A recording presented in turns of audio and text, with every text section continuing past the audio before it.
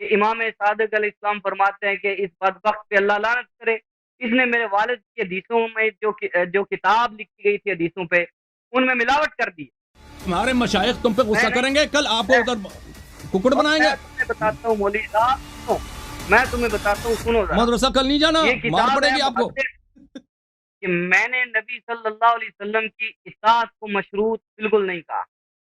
نبی صلی اللہ علیہ وسلم کی اطاعت غیر مشروط طور پر واجب ہے، لیکن میں یہ بات کر رہا ہوں کہ حدیثیں جو آج تک پہنچی ہیں، تم اپنی کتابیں کھول کے دیکھو، اگر میں تمہیں کھول کے دکھاؤں تو وہ راوی ایک طرف ان پہ لعنت ہے، اور دوسری طرف یعنی رجال کشی کھول کے دیکھو، اس کے اندر ایسے ایسے راوی ہیں کہ امام صادق علیہ السلام فرماتے ہیں کہ اس بدبخت پہ اللہ لعنت کرے، اس نے میرے والد کی حدیثوں میں جو کتاب لکھی گئی تھی حدیثوں پہ، ان میں ملاوٹ کر دی۔ ٹھیک ہے، تم مجھے یہ بتاؤ کہ کیا لکھی ہوئی کتاب کے اندر رد و بدل، تبدیلی اور ملاوٹ نہیں ہو سکتی؟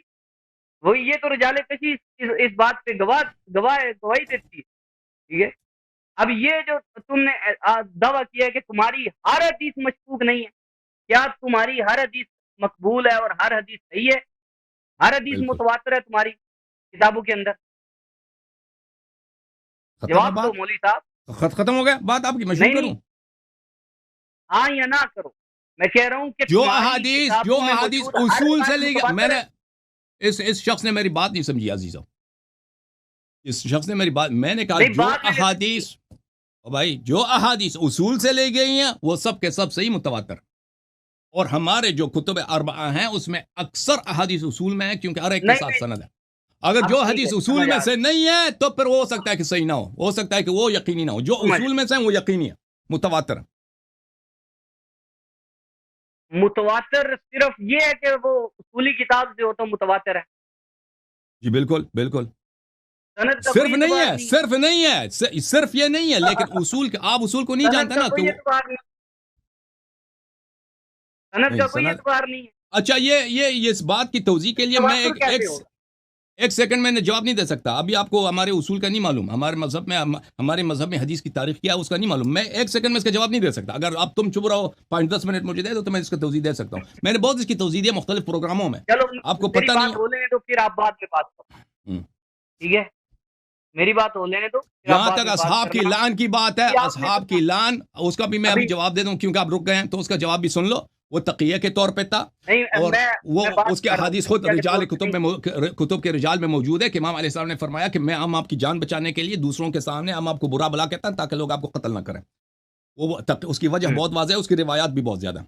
اور جہاں تک آپ نے کہا کہ ابو الخطاب نے کتب حدیث میں ملاوٹ کیا، تو وہ امام علیہ السلام کو اسی زمانے میں پتہ تھا، ان کو پتا تھا کہ کس کتاب میں اس ملعون نے ملاوٹ کیا، ٹھیک ہے نا، وہ حذف اسی زمانے میں وہ حذف ہو گئی ہیں، اس طرح نہیں ہے ایک شخص جو ملعون ہوا، ائمہ طاہرین علیہ اور السلام نے اس کو لعنت کیا، بعد میں وہ سارے پھر ایسا نہیں ہے کہ نے پھر ائمہ علیہ السلام چپ رہے، محدثین اصحاب ائمہ علیہ السلام چپ رہے، پھر اسی کتاب کو ان لوگوں نے پھر نقل بھی کیا، وہ کتابیں اسی وقت تصفیہ کی گئی ہیں، صاف کی گئی، ملاوٹی احادیث اسی وقت ان میں سے نکال لی گئی ہیں۔ اوکے،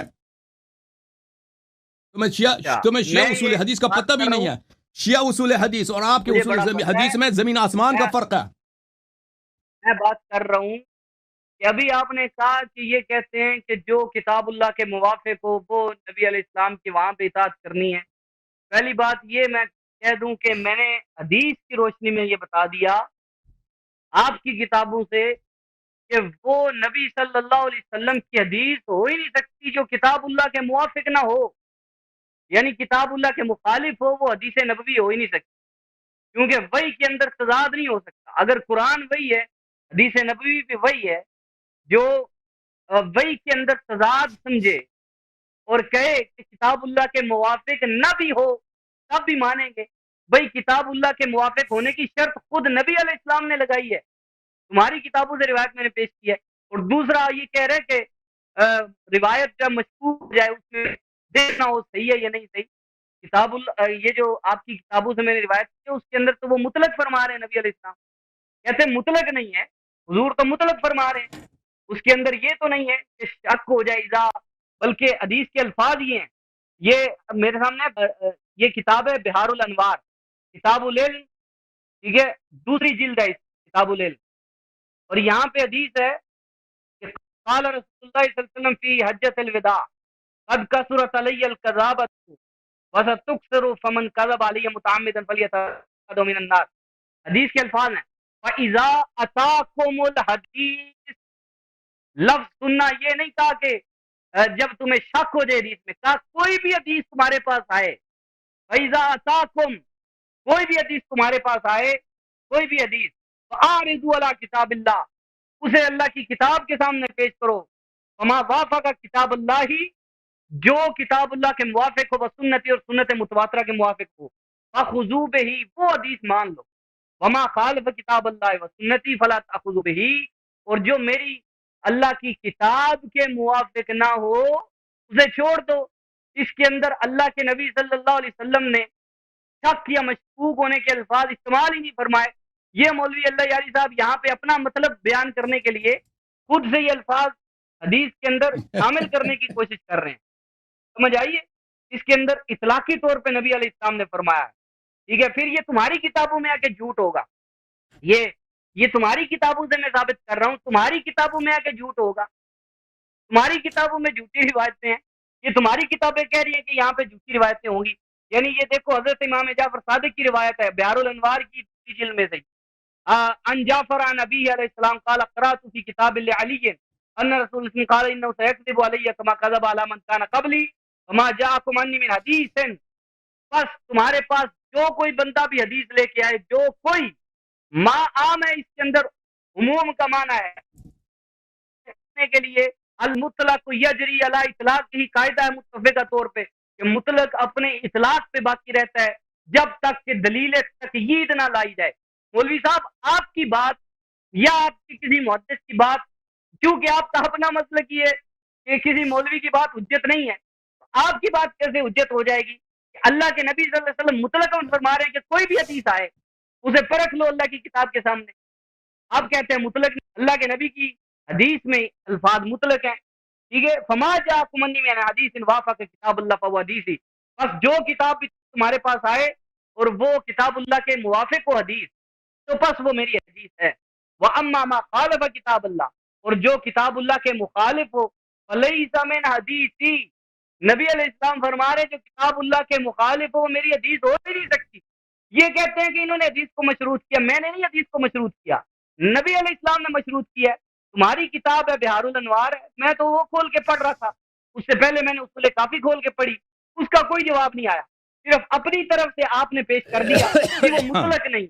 میں نے کہا کہ مطلق حدیث کے الفاظ مطلق ہیں، آپ اپنی طرف سے کیسے مطلق کو مقید کر سکتے ہیں، جبکہ قاعدہ یہ ہے کہ مطلق اپنے اطلاق پہ باقی رہتا ہے. دلیل مخصص چاہیے، دلیل چاہیے جو تقیید کرتی ہو، اور دلیل بھی کم از کم یا تو قرآن ہو یا نبی علیہ السلام کی حدیث ہو. سمجھ آئیے بات کی. اب یہاں پہ آپ نے کہا کہ بعض وہ موافق نہ بھی ہوں، مخالف بھی ہوں، یعنی موافق نہ ہونا یعنی مخالف ہونا، مخالف بھی ہو کتاب اللہ کے تب بھی اس پہ عمل کیا جائے گا. یہ آپ نے اصول کہاں سے لیا؟ آپ مجھے یہ بتائیں کہ آپ یہ کون سی حدیث ہے آپ کے پاس جس کے اندر یہ کہا گیا ہو کہ حدیث کتاب اللہ کے موافق نہ بھی ہو تب بھی مانی جائے گی، تب اطاعت کی جائے گی. جبکہ میں نے آپ کے سامنے دسیوں نہیں، میں کہتا ہوں کہ میں 20 روایات آپ کی کتابوں سے پیش کر سکتا ہوں، اور میں نے 5 سے 7 8 روایتیں آپ کے سامنے پیش کر بھی دی ہیں کہ نبی علیہ السلام نے مشروط کر دیا ہے حدیث کو. کیونکہ بہت سارے جو رافضی راوی ہیں، بہت سارے خارجی راوی ہیں، بہت سارے ناسبی راوی ہیں، وہ حدیثوں میں جھوٹ بولیں گے. آپ کو علم تھا اس واسطے. یہ تو آپ کی کتابیں گواہی دے رہی ہیں کہ جھوٹ ہوگا، ہماری کتابیں تو دے رہی ہیں، آپ کی کتابوں سے میں گواہی پیش کر رہا ہوں کہ جھوٹ ہے ان کتابوں میں، جھوٹ ہے ان کتابوں میں. آپ کہتے ہیں نہیں ہے، رسول اللہ کہتے ہیں ان میں ہوگا جھوٹ.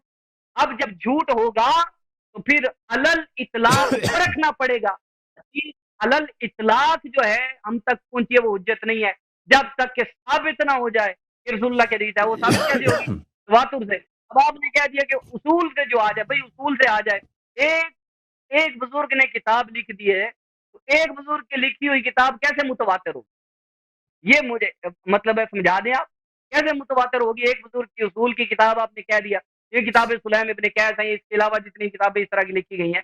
اب ایک سلیم ابن قیس جو راوی ہے، ایک راوی کی روایت کو تو ہم خبر غریب کہتے ہیں، یا اخبار احاد میں سے ہے، اور اخبار احاد آپ کے نزدیک سے سنیات میں سے، ٹھیک ہے؟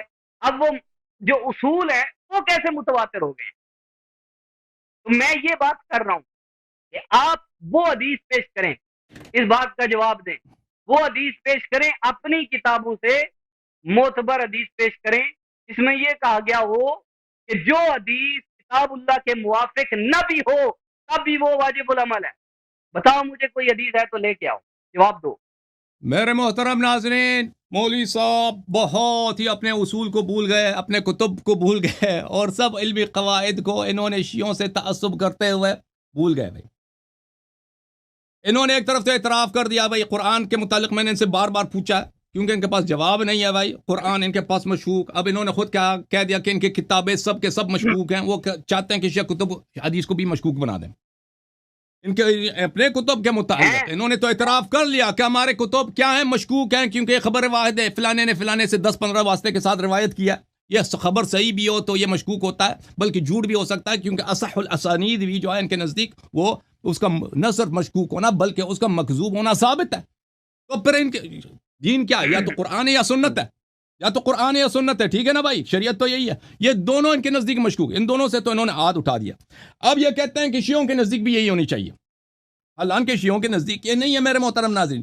انہوں نے کہا کہ نبی صلی اللہ علیہ وسلم کہ ہم وہ صرف وہ احادیث مانیں گے جو قرآن کے موافق ہے۔ تو بھائی مجھے بتاؤ بخاری مسلم میں کتنے احادیث ہیں جو اس سے ملتی جلتی آپ کو آیت قرآن میں ملے گی؟ بہت سارے، اکثر احادیث میں کہ جو ہے قرآن میں اس کی آیت نہیں ہے۔ مغازی کے جتنے احادیث ہیں، سیرہ کے جتنے احادیث ہیں، احادیث فعلیہ جتنے ہیں 99% اس کے قرآن میں آپ کو آیت نہیں ملے گی۔ احادیث فعلیہ جو ہیں، احادیث قولیہ، اور 90% اس میں قرآن کی آپ کو آیت نہیں ملے گی۔ تو ابھی جو ہے نا آپ نے جو ہے وہ شیعوں سے لڑائی کے چکر میں آپ نے الحمدللہ اپنے احادیث تو مشکوک تھی، وہ مشکوک بھی جو ہے نا اس میں سے بھی آپ نے ہاتھ اٹھا لیا۔ اب آپ نے کہتے ہیں کہ آپ کے ائمہ علیہ السلام نے فرمایا کہ رسول اللہ صلی اللہ علیہ وسلم نے فرمایا کہ مجھ پہ جھوٹ باندھنے والے بہت ہو گئے، اگر آپ کے پاس کوئی حدیث آ جائے فَإِذَا أَتَاكُمُ الْحَدِيث فَأَعْرِضُوهُ عَلَى كِتَابِ اللَّهِ وَسُنَّتِهِ فَمَا وَافَقَ كِتَابَ اللَّهِ وَسُنَّتِهِ فَخُذُوا بِهِ وَمَا خَالَفَ كِتَابَ اللَّهِ وَسُنَّتِهِ فَلَا تَأْخُذُوا بِهِ۔ آپ نے یہ حدیث کوٹ کیا نا، آپ نے کہا کہ یہ حدیث مطلق ہے، یہ حدیث مطلق ہے۔ تو میرے محترم ناظرین، اس شخص کو مطلق و مقید کے بنیادی اصول نہیں معلوم۔ او بھائی مطلق و مقید کے بنیادی اصول آپ کو نہیں معلوم، آپ کیسے کہتے ہیں یہ حدیث مطلق ہے؟ ہاں ملاحظہ کرو، حدیث یہ انہوں نے بحار الانوار سے کوٹ کی ہے، یہ کتاب احتجاج میں بھی ہے، بحار الانوار جلد نمبر 2 صفحہ نمبر 225، حدیث یہ ہے میرے محترم ناظرین۔ عن ابي جعفر الثاني في مناظرته مع يحيى بن اكثم وسيجيء بتمامه في موضعه انه قال، حضرت امام جواد علیہ الصلوۃ والسلام نے یحییٰ بن اکثم سے، جو جب مامون کے دربار میں وہ بہت بڑا مفتی تھا اور عالم دین تھا، ان سے مناظرہ کے دوران انہوں نے جو گفتگو فرمایا ہے، انہوں نے یہ کہا قال رسول اللہ صلی اللہ علیہ وآلہ فی حجۃ الوداع، رسول اللہ صلی اللہ علیہ وسلم نے حجۃ الوداع میں یہ فرمایا قد کثرت علی الکذابہ وستکثر، جھوٹ جو لوگ مجھ پہ جھوٹ باندھتے ہیں، افتراء کرتے ہیں، وہ بہت زیادہ ہو گئے ہیں، اور اب زیادہ بھی آگے بھی جا کر یہ زیادہ ہو جائیں گے۔ تو یہ مطلق بات نہیں ہو رہی ہے، پہلے رسول پاک صلی اللہ علیہ وآلہ وسلم نے قاعدہ وہاں پہ سب کے سامنے رکھ دیا ہے۔ کون سا قاعدہ؟ کہ جھوٹے لوگ بہت ہیں، مجھ پہ احادیث وہ جھوٹے افتراء کریں گے اور اس کے بعد زیادہ ہو جائیں گے۔ فمن کذب علی متعمدا فلیتبوأ مقعدہ من النار، جو معمدن مجھ پہ افتراء کرتا ہے، جھوٹی حدیث مانتا ہے، تو وہ جہنم میں اپنی جگہ تیار کر لے۔ اچھا، فَإِذَا أَتَاكُمُ الْحَدِيث فَأَعْرِضُوهُ عَلَى كِتَابِ اللَّهِ وَسُنَّتِهِ، جب آپ کے پاس حدیث آ جاتا ہے تو اس کو عرضہ کرو، اس کو پیش کرو کتاب اللہ پر اور سنت پر۔ یہ ہر حدیث کی بات نہیں ہو رہی ہے، یہ پس منظر میں حدیث کا صدر بھی ملاحظہ کریں آپ کہ یہاں پر مکذوب احادیث کی بات ہو رہی ہے، مفترات احادیث، موضوع احادیث کی بات ہو رہی ہے، کہ وہ لوگ جو آپ کو ابھی کیونکہ میرے خلاف جھوٹ بولنے والے آ گئے ہیں، تو یہ لوگ جن کے پہ شک ہوتا ہے، ایک شخص کو ہم نہیں جانتے، ایک شخص غیر ثقہ ہے، ایک شخص کو ہم نہیں جانتے، بھائی کہتے میں نے فلان صحابی سے یہ سنا کہ پیغمبر صلی اللہ علیہ وسلم نے یہ فرمایا، اور بھائی وہ ابھی ہمیں شک ہو گیا کہ یہ شخص جھوٹ کہہ رہا ہے یا سچ کہہ رہا ہے، لیکن اگر وہ شخص، یہ ان لوگوں کی حدیث کی بات ہو رہی ہے، یہ ہر حدیث کی بات نہیں ہو رہی ہے کہ آپ پہ واجب ہے کہ ہر حدیث جو بھی حدیث آ جائے۔ یہ اس کی بات نہیں ہو رہی. جو بھی حدیث آ جائے آپ اس کو عرضہ کرو کتاب اللہ و سنتی پر. آپ کے علماء خود اس بات کے قائل نہیں ہیں, شیعہ بھی اس بات کے قائل نہیں ہے کہ ہر حدیث کو آپ کو عرضہ کرنا پڑے گا قرآن پر. ان احادیث پر جو مشکوک ہیں ان کو دیکھنا پڑے گا, اور وہ بھی صرف قرآن پہ نہیں ہے. فَأَعْرِضُوهُ عَلَى كِتَابِ اللَّهِ وَالسُنَّةِ, حدیث کو سنت متواترہ, سنت قطعیہ, سنت ثابتہ سے ملاؤ. بھئی یہ ہو سکتا ہے پیغمبر نے کہا. ان کے اپنے صرف کتاب پہ نہیں ہے, حدیث کو حدیث پہ بھی عرضے کا کہا. تو یہ کس حدیث کی بات ہو رہی ہے؟ حدیث وہ حدیث جس پہ ہمیں شک ہو گیا ہے, کیونکہ جھوٹے لوگ بہت ہیں. ہر حدیث کی بات نہیں ہو رہی ہے. فما وافق کتاب اللہ و سنتی فخذوا بہ وما خالف کتاب اللہ و سنتی فلا تاخذوا بہ. پر ان مشکوک احادیث میں سے جن پہ آپ کو شک ہو گیا کہ جھوٹے لوگ نقل کر رہے ہیں, آپ کو شک ہو گیا تو اس کو کتاب اللہ اور سنت پہ عرضہ کرو. اگر کتاب اللہ اور سنت حدیث نبی صلی اللہ علیہ وسلم سے موافق ہو تو اس پہ عمل کرو, اگر نہیں ہے تو عمل نہ کرو. میرے محترم ناظرین, میں اس کی ایک مثال آپ کو دیتا ہوں. اس حدیث میں تو قید واضح ہے, یعنی حدیث مطلق ہے ہی نہیں. یہ شخص کہہ رہے ہیں مطلق ہے.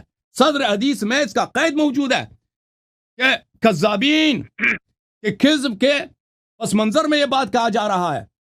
لیکن بعض ایسے احادیث ہیں کہ انہیں میں ملفوظ قید نہیں ہے. یہاں پہ ملفوظ, یہاں پہ منطوق, یہاں پہ مذکور قید موجود ہے اس حدیث میں. بہت سارے احادیث ان کے اپنے کتب میں کہ وہ مذکور نہیں ہے قید اس میں سے. ملاحظہ فرمائے کتاب سنن ابن ماجہ چاپ دار الفکر, یہاں پر صفحہ نمبر 56 میں حدیث باب فضل ابی ذر, یہ حدیث صحیح بھی ہے. قال النبی صلی اللہ علیہ وآلہ وسلم ما اضلت الغبراء ولا اضلت الخضراء من رجل اصدق لہجتا من ابی ذر.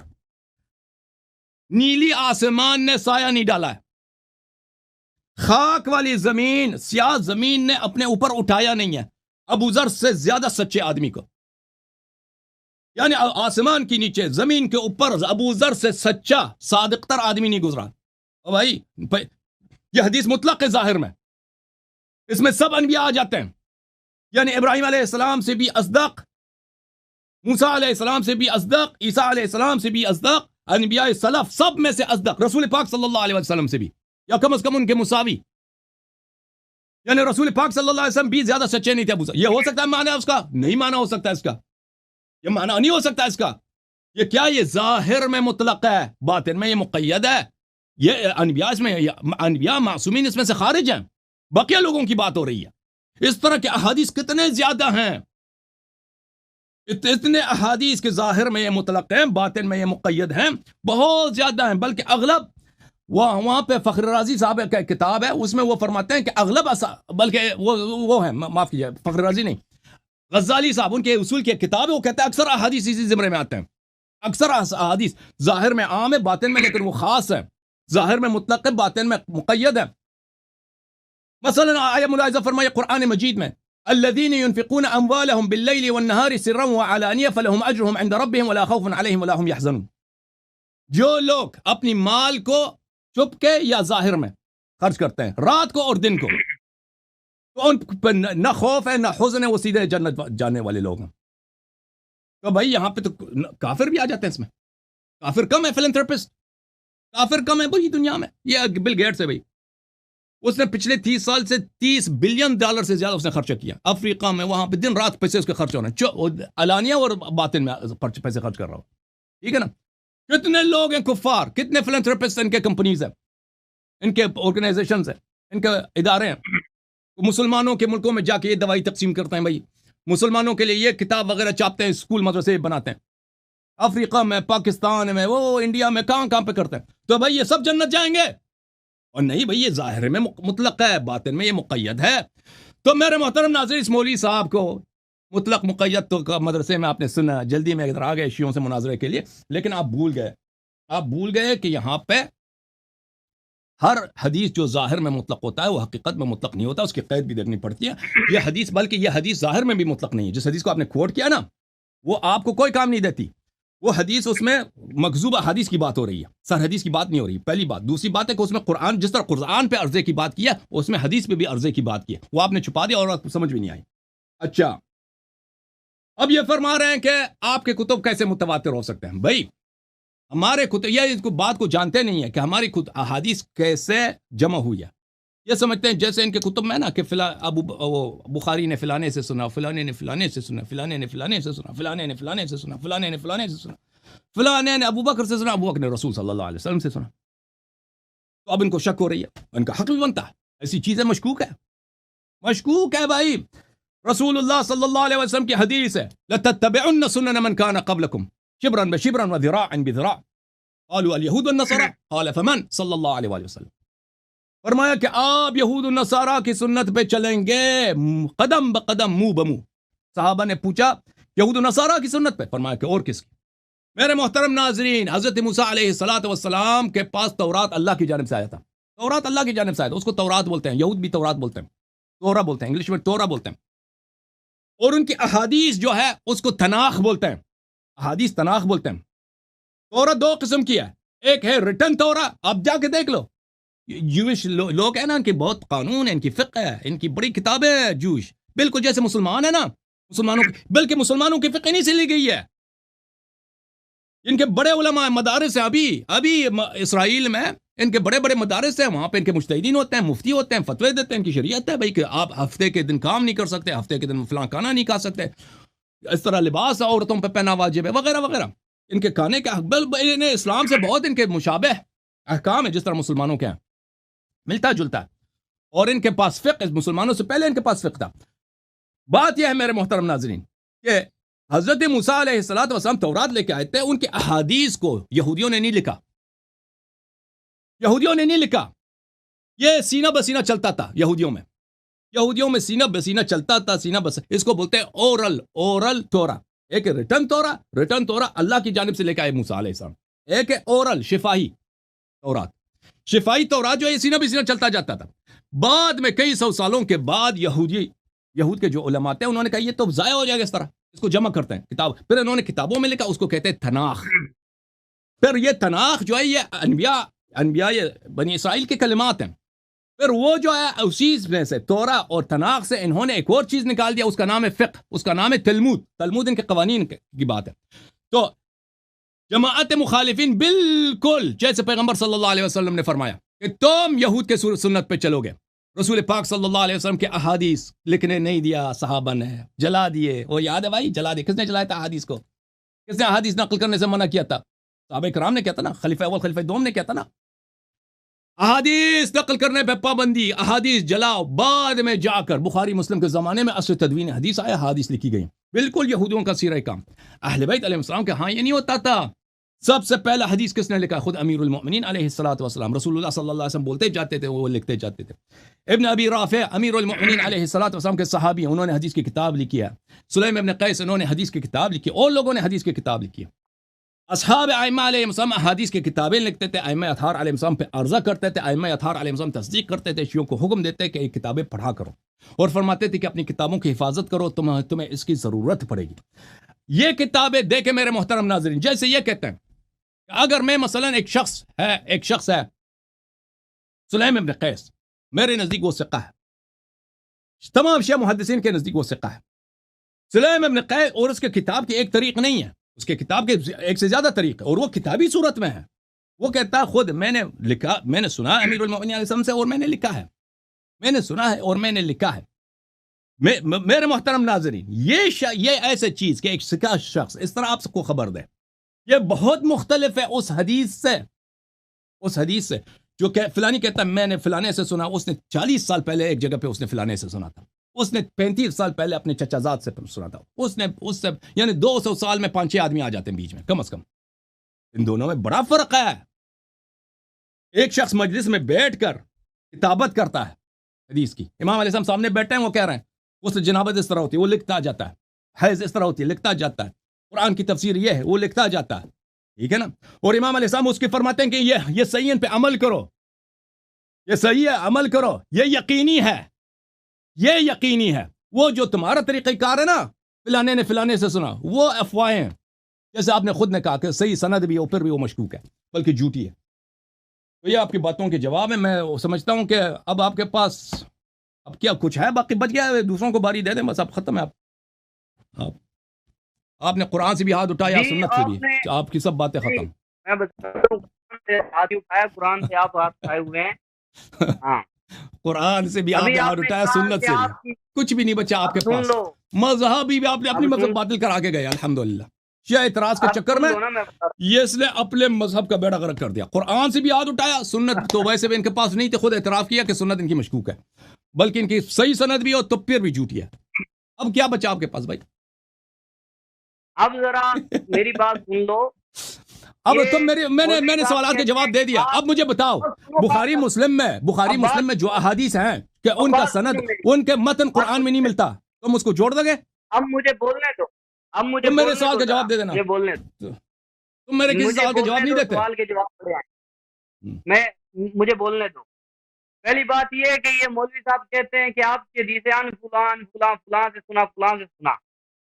میں یہ کہتا ہوں کہ تمہارے اصول کی کتابوں میں بھی عن فلان فلاں ہے، ٹھیک ہے، اصول یعنی اصول کافی ہی دیکھو آپ، تو یہاں پہ بھی عن فلان فلاں ہی ہے، عن فلان فلاں نہیں ہے تمہاری کتابوں میں.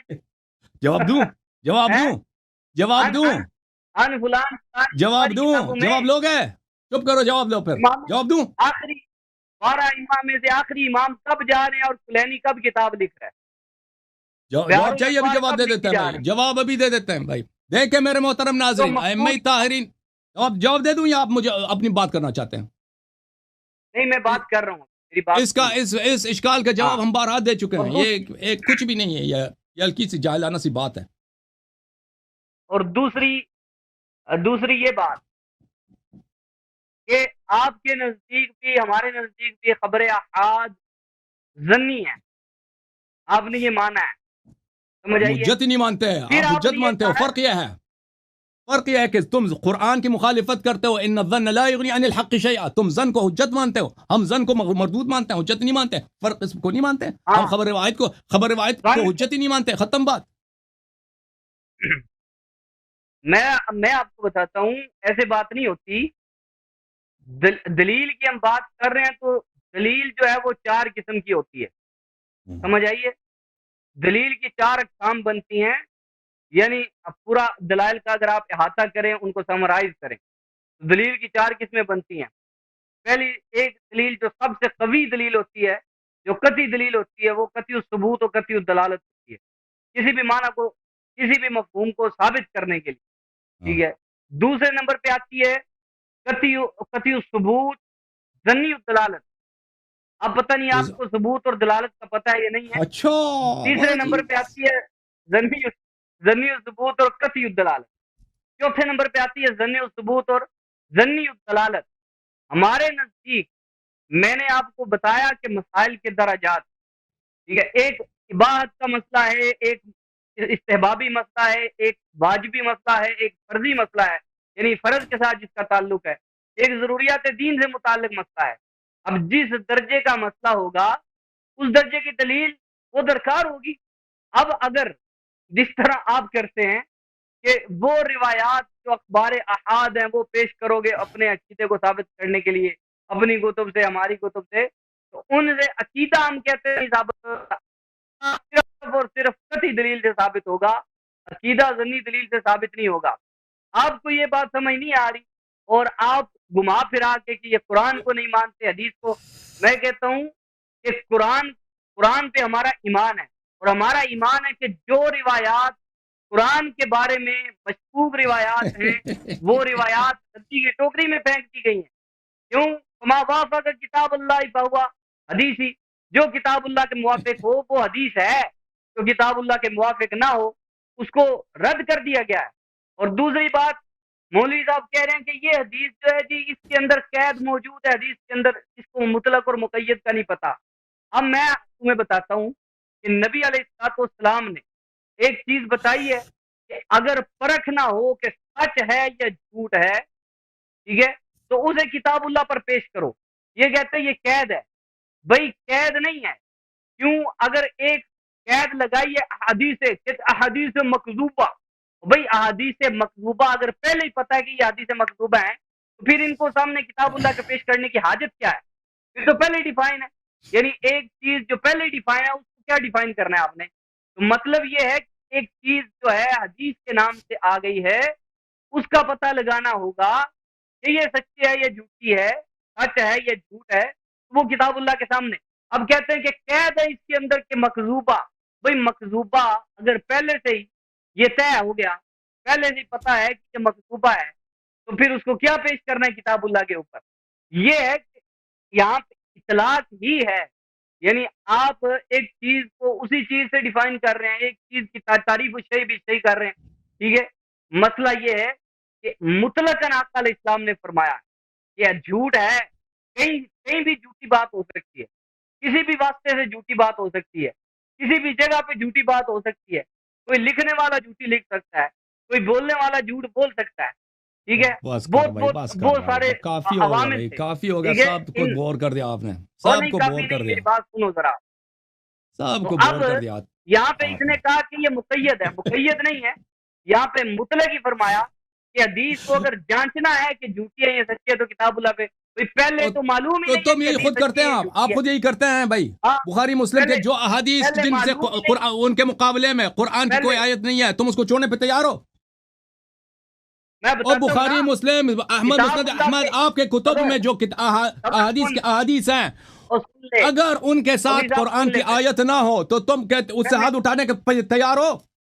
آپ کے فرقے میں کوئی اس کا میں قائل ہے؟ بتاتا ہوں نا، کیوں مزاحیہ باتیں کرتے ہوئے ادھر آ میں کے؟ بتاتا ہوں میں بتاتا ہوں مزاحیہ باتیں نہیں. میں آپ کے اس کا فرقے میں کوئی کہتا ہوں قائل ہی نہیں قائل ہے ہے بھائی. اس کا کوئی نہیں. چڈو سانو میں کیوں ٹائم ضائع کر دے ہو؟ اس کا محدث کوئی ابن قائل ہی نہیں ہے. جوزی، پھنس گئے ہو تم. سنو، تمہارے مشائخ تم پہ غصہ میں نہیں، کریں گے، کل آپ کو میں ادھر ککڑ اور بنائیں میں گے. تمہیں بتاتا ہوں مولوی صاحب، سنو، میں تمہیں بتاتا ہوں، سنو ذرا. مدرسہ کل نہیں جانا، یہ مار کتاب پڑے ہے گی آپ کو. یہ مدرسہ ہے کل محدث ابن جوزی علیہ الرحمہ کی کتاب الموضوعات. ٹھیک ہے، اس کے اندر امام ابن جوزی علیہ الرحمہ یہ وجوہ بیان کرتے ہیں. کئی اور بھائی فیعرف اس نو الوضع چڈو فی الحدیث، آؤ ابو ابن بکر عمر جوزی پہ کی گل بات کرتے ہے. ہیں. ابو بکر عمر خلافت سنو، امامت پہ بات کرتے ہیں، اس کو چھوڑو. کیا پہلے منہ چڑھا تم دلائل نے؟ تو طے خود پنس ہونے گئے ہو، آپ دلائل خود تو پنس پہلے گئے. تم نے اپنے مذہب کی دلائل تو تم نے طے ہو. بہت بار بتلان کرا دیا. آپ نے بہت بتلان سن کرا لو، دیا. اپنی مذہب کو آپ نے اب خاک میں سنو ملا ذرا. دیا بھائی. بخاری مسلم سب ابھی غلط تم ہو نے گیا جو آج. سوال کیا نا، سنو، ابھی تم نے جو سوال کیا ہے وہ اس کا جواب سن لو. کہ کہتے ہیں تمہارے مذہب میں کسی کا بھی یہ مسلک نہیں، محدثین کا یہ مسلک ہے. موضوعات ابن جوزی ہے، ٹھیک ہے، اس کا صفحہ نمبر 62 ہے. یہاں پہ کیف یعرف الوضع فی الحدیث، حدیث کو پرکھنے کی بات ہو رہی ہے. کیونکہ نبی علیہ السلام نے بڑا سخت حکم ارشاد فرمایا ہے کہ حدیث کے معاملے میں جھوٹ بولنے والا بندہ پکا جہنمی ہے. اس واسطے ہمارے محدثین نے اس پہ کام کیا ہے. تمہاری طرح نہیں ہے کہ کہیں سے بھی کوئی مل گئی اور کہا کہ یہ لکھی ہوئی ہمیں ملی ہے یا سنائی گئی ہے ہمیں. بات یہ ہے کہ یہاں پہ محدث ابن جوزی کہتے ہیں کہ حدیث جانی جائے گی کہ کہاں سے پتہ چلے گا کہ نبی علیہ السلام کی حدیث ہے سلمان یا نہیں. بھائی ایک اپنے بات استاد کو کیوں نہیں رکاکت لائے نا اللفظ بھائی، سے، دوسرا تاکہ اس طرح شرمندہ نہ ہوتے. رکاکت المعنی و فسادہی، تیسرا مخالفت و صریح قرآن، قرآن کی صریح مخالف ہو تو وہ حدیث قابل قبول اور نہیں ہے. تم کہتے ہو مطلب مخالف کو کس ہے نہیں مانتے بھائی. یہ قرآن کے صریح مخالف یہ بتائیے. بات صحیح ہے آپ کی. قرآن کے مخالف حدیث کو نہیں مانتے، لیکن یہ کہ ہر حدیث کے تو ساتھ ابھی تک اس شور کی کلیئر آیت بھی نہیں آیا ہونی ہوا چاہیے. تھا. یہ کہاں سے لے کے آئے بھائی تم؟ نہیں نہیں، یہ ہم نے نہیں کہا. یہ تو تم کہتے ہو کہ قرآن کی صریح جو ہے وہ تب مانیں گے جب موافق اس کی حدیث بھی ہو. نہیں یہ تو نہیں تم نہیں، نے ہم قرآن کو تو مقید شروع سے بنایا. پوچھ لیتے نا، شروع سے پوچھ لیتے. میں آپ کو بتا دیتا کہ ابھی اگر کوئی حدیث دیکھو، ابھی کوئی پچھلے حدیث دیکھو، میرے ابھی بات سنو، بات سنو. پچھلے ٹائم تو ہفتے نے ہم بہت نے ضائع ایک کیا. سال کیے.